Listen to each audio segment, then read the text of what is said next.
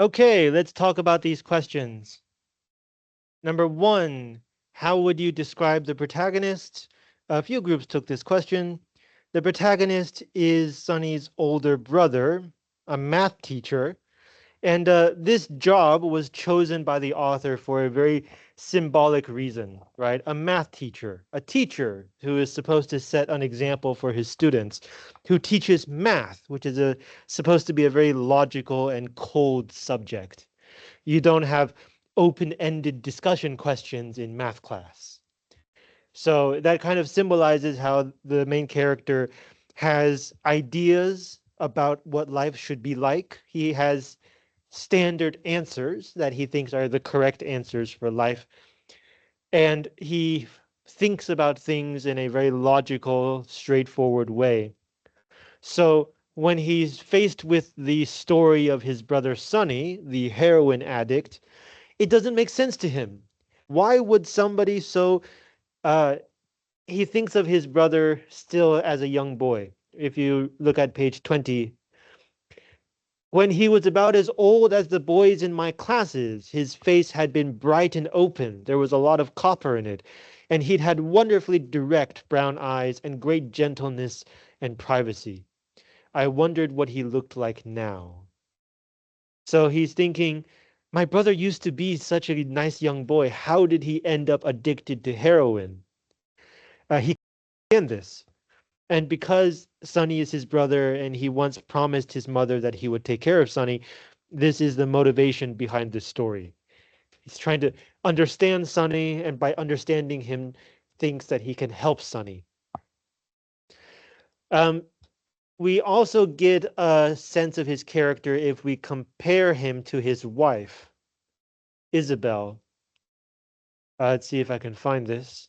So, in the past, last time, or after Sonny gets out of jail, he invites Sonny to stay with his family, uh, himself, his wife Isabel, their children. Where is it? Um, Here. Okay, so we're on page 33. No, that's not it. Okay, I'm going to do a word search because this story is a bit too long for this. Uh, oh, sorry, here it is. 26. Sorry, page 26.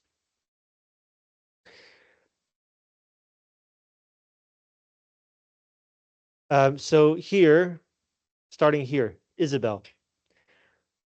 Isabel, who is really much nicer than I am, more open and giving, had gone to a lot of trouble about dinner and was genuinely glad to see Sonny.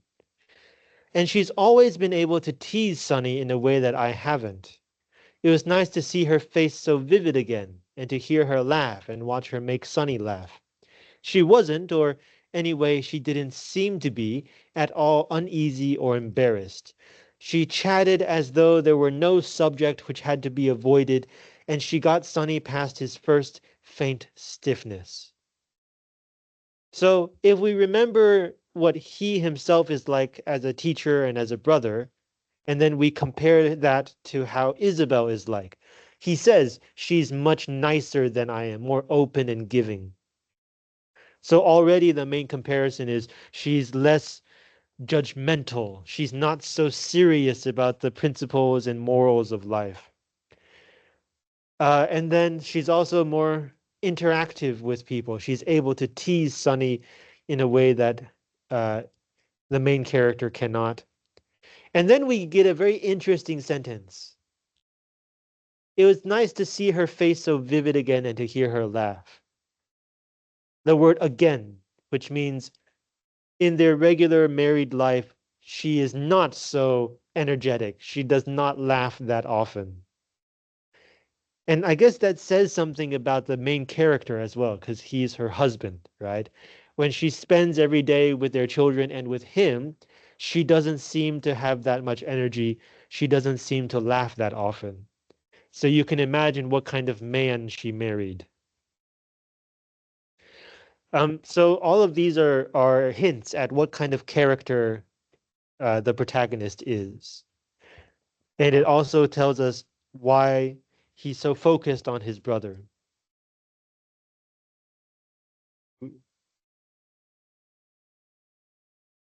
Question two, also a popular question today. Why did the story use flashback rather than chronological order? So uh, the two groups that took this question all pointed out that the flashback has key information about uh, the main character's relationship with Sonny, their past history, and also about the atmosphere of being a black person in the United States in the 1950s, which we will talk about in question three.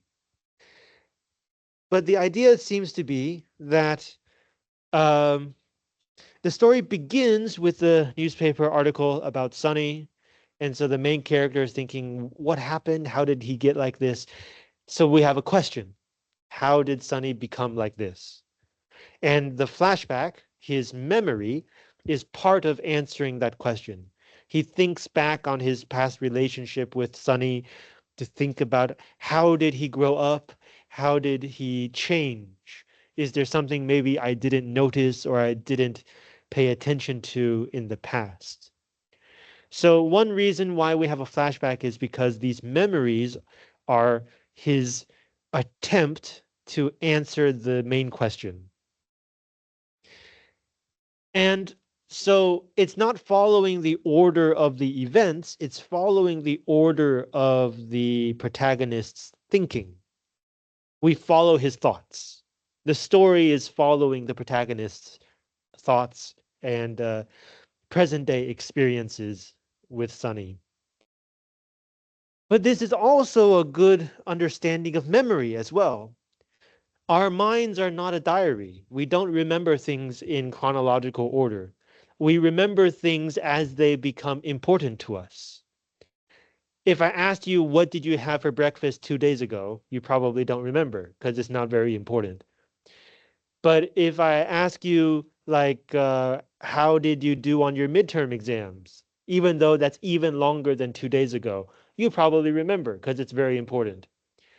And in fact, if something I say today, okay, if you are not, let's say that you don't really understand why you got the midterm score that you got, and something I say today helps you understand that, that's how the present can affect your memory. Your memory, just because it's in the past, doesn't mean it always stays in the past.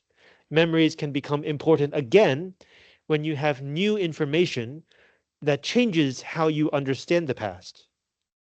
It's also one reason why some people like to keep a diary, not because they want to record everything, but because then they can go back and reread and re-understand something in the past from a new perspective. So using a flashback for memory is actually more accurate an understanding of how memory works instead of just following the order of events. And of course, it also helps us as readers by beginning with an incident, the newspaper story, and a question about Sonny. Then when we read this flashback, we already have a context. We already know that how we are supposed to look at this information. It's not just a random story anymore. Again, that's how memory works. You remember something when you need it, when you feel like uh, something has helped you understand it. Question three, how would you explain the darkness? This is today's most important question. Okay, let's go to 26. Oh, we're at 26. Great. So the beginning of the flashback and the connecting word, as one of you pointed out, is safe. He was thinking he hopes his brother is safe, and the word safe is how the memory begins. So we can pretty much guess that the first part of this flashback will be related to the idea of safety. Safe hell. Ain't no place safe for kids, nor nobody. So the main idea seems to be uh, safety is an illusion. Not even for kids is safety guaranteed. Mama tried to tell me something about this just after Daddy died. So here we have a memory. He's sitting with the older adults. There they sit in chairs all around the living room, and the night is creeping up outside, but nobody knows it yet. You can see the darkness growing against the window panes, and you hear the street noises every now and again.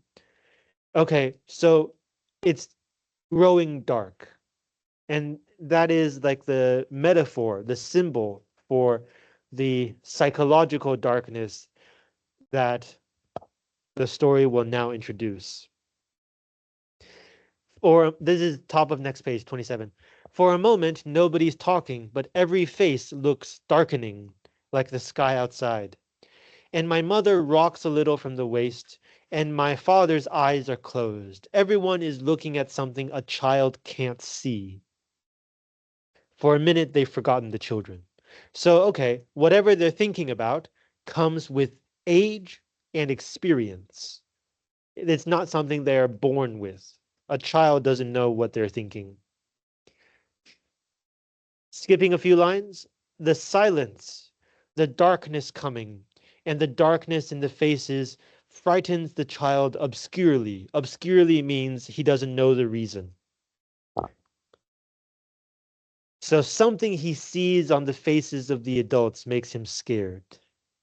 He hopes, continuing, he hopes that the hand which strokes his forehead will never stop, will never die.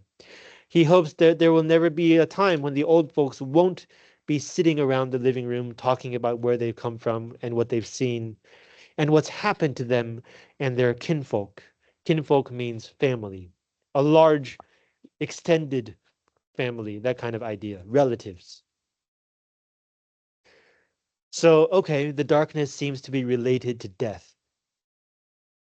So, in this atmosphere, the main character says to his mother, uh, nothing's going to happen to you or Sonny. Sonny's all right. He's a good boy. And he's got good sense. So the idea is if he's a good boy and he uses his head, he'll keep safe. And his mom says, it ain't a question of his being a good boy, nor of his having good sense. It ain't only the bad ones, nor yet the dumb ones that get sucked under. So his mom is saying, even good people, even smart people, terrible things can happen to them also. And as an example, she tells the story of how their uncle, their father's brother, died. This was the first time I ever saw my mother look old. So the story is uh, Saturday night, him and his brother, so him and your father, were coming home from someplace. They were both a little drunk, and there was a moon that night. It was a bright, like day. Your father's brother was feeling kind of good. He was whistling to himself, and he had a guitar slung over his shoulder. They were coming down a hill, and beneath them was a road that turned off from the highway. So you should know the word highway. Before we had the huge highway system, the word highway used to just mean the main road.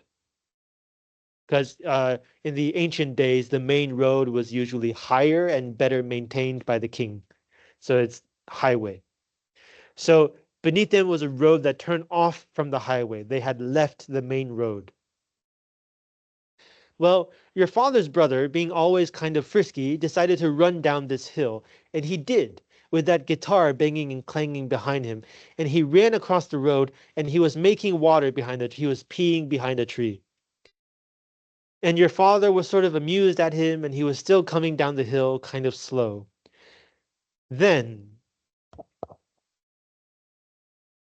he heard a car motor, and that same minute his brother stepped from behind the tree into the road in the moonlight, and he started to cross the road. And your father started to run down the hill. He says he doesn't know why. This car was full of white men. They were all drunk, And when they saw your okay, I'll read it. When they seen your father's brother, they let out a great whoop and holler, and they aimed the car straight at him. They was having fun. They just wanted to scare him the way they do sometimes, you know? But they was drunk. First of all, they just wanted to scare him the way they do sometimes, you know. This already is a very crazy thing to happen, right? Like the idea that you can walk around and scare people for fun and that's seen as normal, it's not normal. This is talking about white men like having fun scaring black people. But they was drunk. And I guess the boy being drunk too and scared, so this is talking about his uncle, kind of lost his head. By the time he jumped, it was too late. So, like, the white men are scaring the black men, but the white men are expecting the black men to run away, to get out of the way of the car. So, by scare, it doesn't mean they're not actually going to hit him. It means that they expect not to hit him. By the time he jumped, it was too late. Your father says he heard his brother scream when the car rolled over him, and he heard the wood of that guitar when it give, which means like when it gives way. So like when the wood gets crushed, it can no longer support itself. It's crushed under the car. And he heard them strings go flying, and he heard them white men shouting, and the car kept on a going, and it ain't stopped till this day. So of course this is exaggeration, right? It's the way you end a story like this, and it kept on going to the present day. But it's also very symbolic. The idea that this kind of thing hasn't stopped happening even today. Today is 1957, the year the story was published. And time, which means by the time your father got down the hill, his brother weren't nothing but blood and pulp. Pulp is ground meat, 绞肉. So when his mother says it's not enough to be good, it's not enough to be smart, this is the kind of thing she's thinking about. No matter how good you are, no matter how smart you are, it's always possible that one moonlit night you might be run down by a truck full of drunk white men, and nothing can protect you, and nobody will arrest them. There will be no justice for you. That's the darkness. The Of course, life is already scary. But if you're black in America at that time, and some would say even now, there's another thing you have to be scared of, which is a society that doesn't try to protect you and doesn't care about you.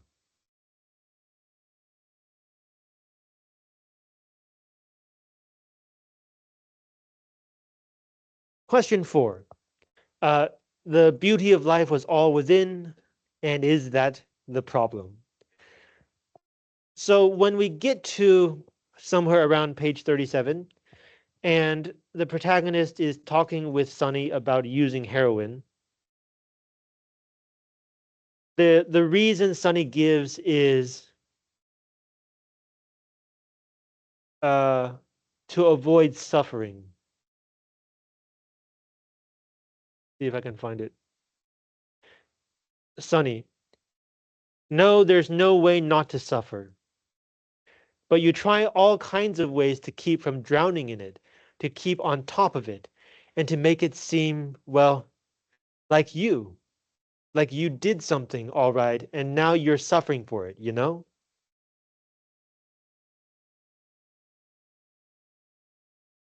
I said nothing. Well, you know, he said impatiently, why do people suffer? Maybe it's better to do something to give it a reason, any reason. So this is building on the idea of the darkness we were talking about. If every black person experiences that, if that's always in the back of their minds, they know that it's a kind of suffering they cannot protect themselves from. They can only try their best. But something will happen often, usually something bad will happen no matter what they do. So here Sonny says, maybe it's better to do something to give it a reason, any reason. You know what's worse than suffering? Random suffering. Something that many people think to themselves when something bad happens randomly is, why me? Why now?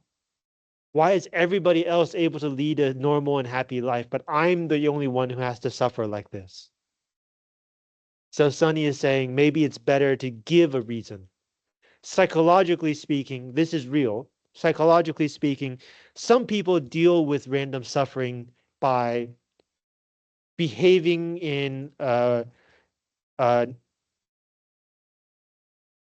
destructive way or a self-destructive way, as if to justify to the universe that they deserve to suffer.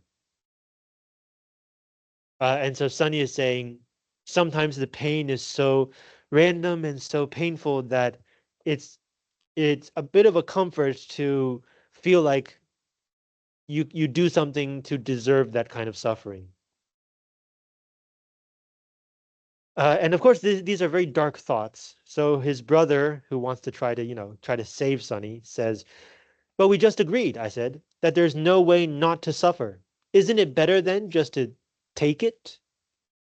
"But nobody just takes it," Sunny cried. "That's what I'm telling you. Everybody tries not to. You're just hung up on the way some people try. It's not your way." And so Sunny is saying it's impossible to always withstand this kind of random suffering. People always have some way to deal with it. And just because heroin is not your way doesn't mean that it's the wrong way. And so they argue about whether they're talking about the main character's psychology. And so he says to Sonny, "I don't want to see you die trying not to suffer." "I won't," he said flatly, "die trying not to suffer. At least not any faster than anybody else." I think this is the point in the story where Sonny kind of admits that he's not going to keep using heroin. Even though the felt need is still there, even though life is still as bad as it used to be, when he says he's not going to die trying not to suffer, he's not going to die any faster than anybody else, I think he's saying he's going to find some other way to deal with that suffering. And then his brother, at this point, I don't think his brother really hears him. He says, "But there's no need," I said, trying to laugh, "is there, in killing yourself?" I wanted to say more, but I couldn't. I wanted to talk about willpower and how life could be, well, beautiful. So here he's thinking about suicide, right? Trying to prevent his brother's either immediate suicide or slow motion suicide. So he's saying like life can be beautiful. Like you can live if you're determined to live. It's willpower, etc. I wanted to say that it was all within, but was it? Or rather, wasn't that exactly the trouble? And I wanted to promise that I would never fail him again. But it would all have sounded empty words and lies. So even the main character here knows that nothing he says can really logically prove that uh, staying alive is a valid option with the possibility of happiness. Because if it is all within, if how you feel about yourself and how you feel about your life all comes from within yourself, that could be a problem. So two groups took this question. Yes, we're coming back to the discussion. Two groups took this question, and they both thought that um, the idea is of the first half is like no matter how bad life gets, if you have the willpower, if you have the perspective, then you can always face life with a positive, optimistic attitude. That's what it means to say that beauty comes from within. And they both also agree that this could be a source of trouble because what if you don't have that attitude? What if you don't have that optimism? What if what you feel inside is not beautiful but ugly?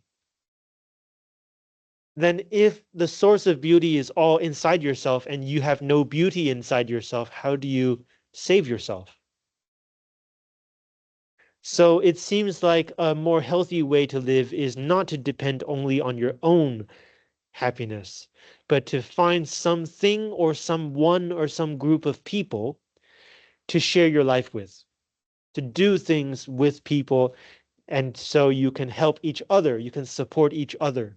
And it's not just about yourself. And so when the main character says, wasn't that exactly the trouble?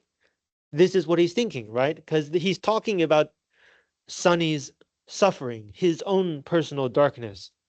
And if the source of beauty is all within yourself, and Sonny only has darkness within himself, then of course he would try to use drugs to change his own attitude, his own mind. If nothing else would work, he can only change himself. And the most effective way to change how you feel is by literally changing how you feel by taking drugs. And so the main character, he realizes this logic is not going to work here. This is precisely why Sonny is using or was using drugs.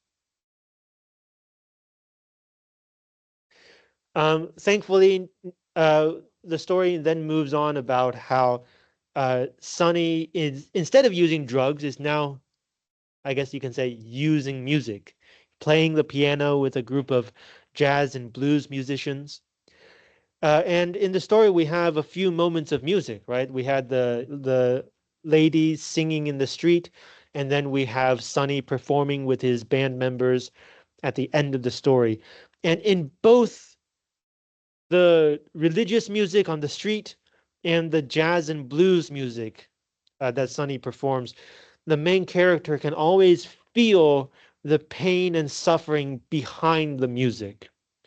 This is, in fact, one of the main sources of Black music or African American music. Um, of course, we all know every single African American, I don't want to say every single, but the vast majority of African Americans, their families originated in slavery, right? They were taken from Africa or the Caribbean and forcefully sent to what is today the United States to work for white people who didn't really care about their safety or their health. So they, of course, faced a much more serious form of the darkness than these characters. And in order to keep their spirits up, in order to find the motivation to support each other and stay alive, one thing they did was to sing. You can be forced not to have anything, but it's hard to force you not to sing. This is the one thing you can always carry with you as you are working in the cotton fields with your uh, with the other enslaved people. So music is a strong source of spiritual strength, traditionally speaking, for Black Americans. And then the other thing that gave them strength was Christianity. Of course, Africans originally were not Christian. This is a religion that they found in North America. Some white people were against slavery, as we know. And one way that white people tried to help slaves is by giving them Christian religion, saying that you suffer a lot here, but after you die, you will enter heaven. And so this also gave many enslaved people mental strength and spiritual strength. And so that's why even today, music that began in Black culture, such as religious gospel music, like The Lady in the Street, or blues and jazz, is often about some kind of suffering or someone who is suffering. That's why it's called blues, right? 蓝调. It's not a sad music. It's music about sad themes. And so by the end of the story, we see that instead of drugs, Sonny is now putting his pain and suffering into his music and finding a group of friends to express that pain together and to turn it into something hopeful and supportive.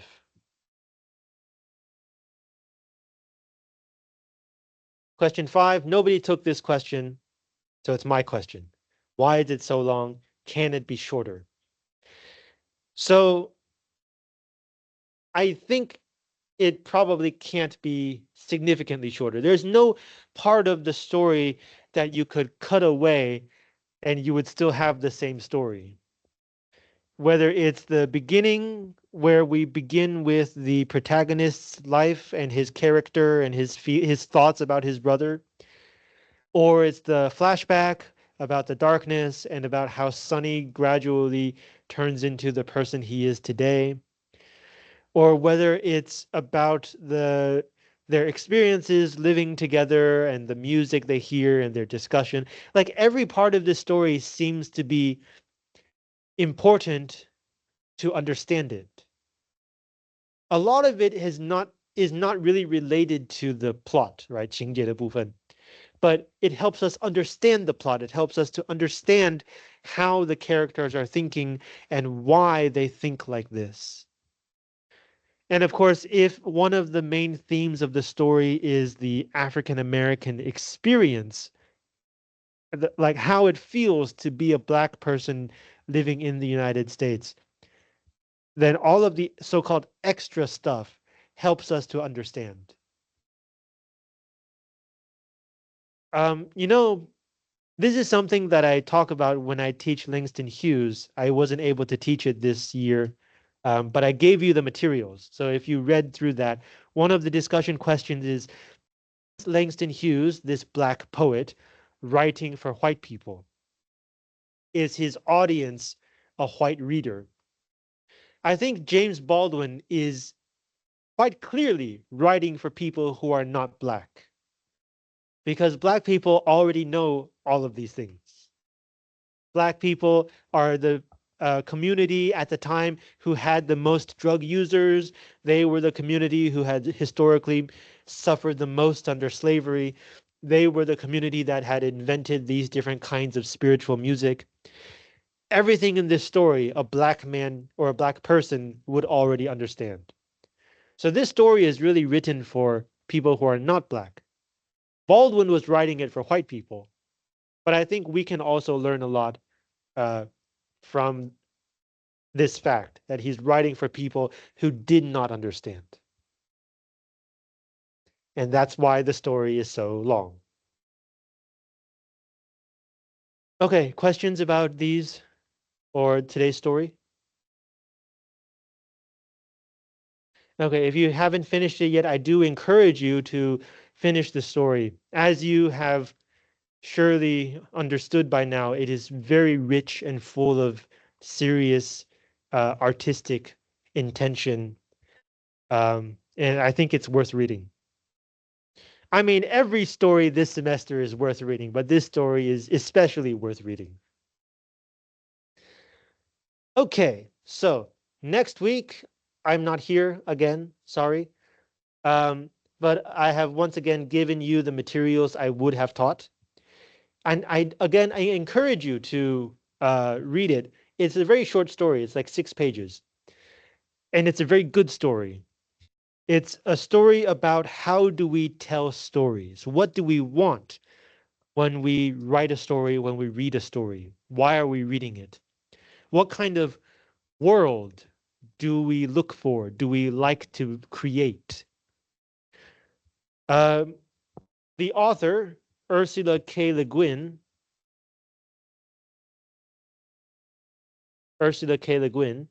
is perhaps the most famous science fiction author, science fiction and fantasy author from the United States. She died recently, like 2 or 3 years ago. Um, you probably know her as the author of the original series of novels behind the Hayao Miyazaki film Tales from Earthsea, 地海战记. But like her Earthsea novels are excellent, but they're not actually her most famous novels. Um, I have read the first volume of the Earthsea novels.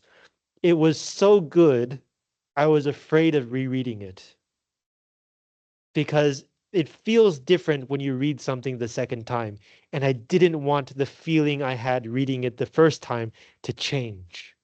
That's how good it was. But she's also, I would say, even more famous for her science fiction stories, such as The Left Hand of Darkness, 黑暗的左手, which is about gender, The Dispossessed, 一无所有, which is about communism, and the Chinese version was translated by one of my professors. So, if you want to look into her work, it's very interesting and thought-provoking. And one reason that she writes such good stories with such interesting worlds is because her parents were an anthropologist and a sociologist. 一个人类学家，一个社会学家. So like she grew up in a household that was always thinking about different societies, different way that people live in different worlds. And she explored these ideas in her own fiction. So this story is about that process. When you create a world, what do you want from it? What kind of moral thinking do you have to use to create a realistic world? Okay, but like the next time we talk, we're actually going to be talking about another author, Sylvia Plath, Chinese Palasi. She is a poet. We're going to read two of her poems. Now, when I say two poems, you know that these are not going to be short poems. Otherwise, I would have said 5 poems, but just two. And she also has a very fascinating life story. I should tell you from the very beginning, she is not Jewish. And this will be important when you read one of her poems, which is comparing her father to a Nazi. You should know that she's not talking about this from like the Jewish point of view. So anyway, her life story. She was, of course, very smart, very talented, went to a women's college. She married another famous poet, Ted Hughes. And then she started suffering from depression. Her husband, throughout her life, was very supportive, uh, took care of her and helped out with the family. But after, okay, I don't want to say after, but up to a point, she couldn't handle her depression and she killed herself. After she killed herself, her husband took the poems that she had prepared to publish and edited them, put them in a different order, changed a few things here or there, and published them in his format. Now, at the time, nobody knew. And that collection of poetry is called Ariel. And it is a very, very good book of poetry. Ariel is spelled Ariel. Yes. It was only, after many years, people realized, like when they could look at Sylvia Plath's own notes and preparations, did they realize that Ted Hughes had changed her poems a little.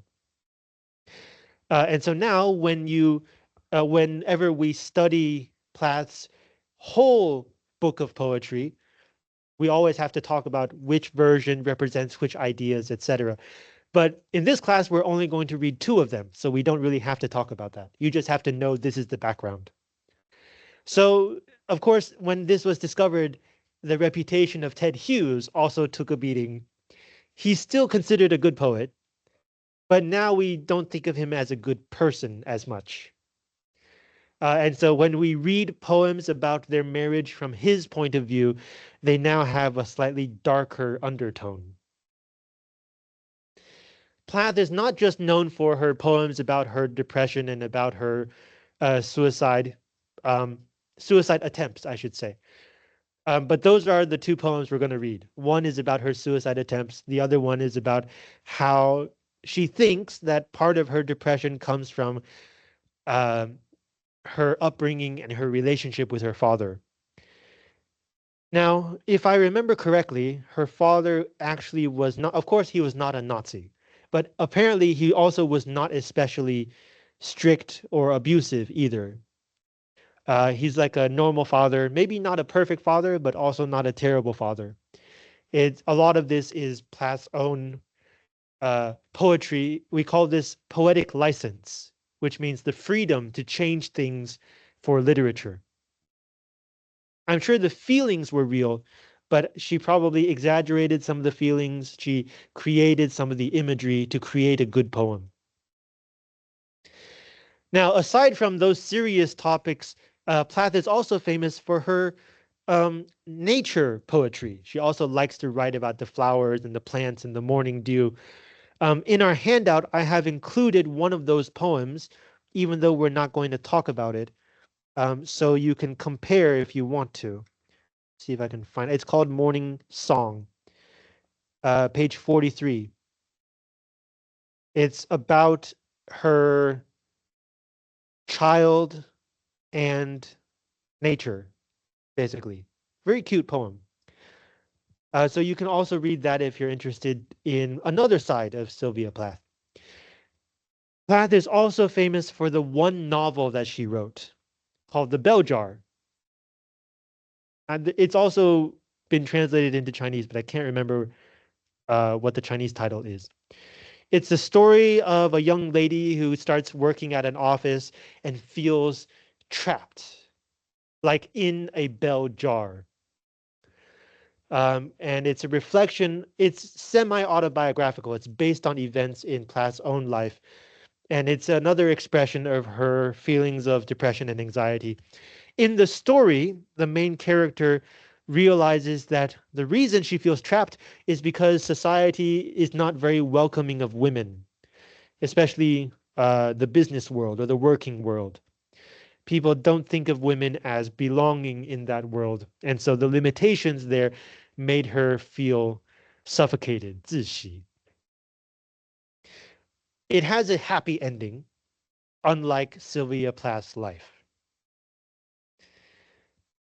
And finally, because we're moving into the modern contemporary era, there are YouTube recordings of Sylvia Plath reading, I think it was the poem Daddy. So if you want to hear her voice, you can find that online. Okay, questions? Great. See you in 2 weeks.